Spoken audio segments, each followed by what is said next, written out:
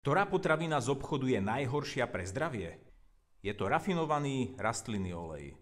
Slnečnicový, repkový a všetky ďalšie, ktoré nie sú extra panenské. Rafinovaný olej sa nezískava lisovaním zastudená, ale chemickou extrakciou, lebo tá je pre výrobcov efektívnejšia a hlavne lacnejšia. Rastlinné semená sa napustia rozpúšťadlom, ide o hexán, je to ropný produkt, veľmi podobný benzínu. Výrobcovia tvrdia, že výsledný olej už neobsahuje hexán, ale nezávislé štúdie tvrdia opak. A tiež, že práve neurotoxíny v týchto olejoch majú najväčší podiel na vzostupe chronických zápalových ochorení. Takýto olej strašne zapácha a je odporný na pohľad.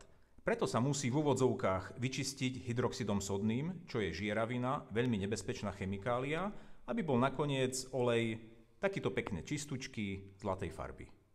Ja tento olej používam ako mazivo do svojej elektrickej motorovej píly. V kuchyni a tiež v mojej výrobe prírodnej včelej kozmetiky používam výlučne extra panenské oleje, ako napríklad olivový alebo slnečnicový, tento je dokonca od slovenského výrobcu.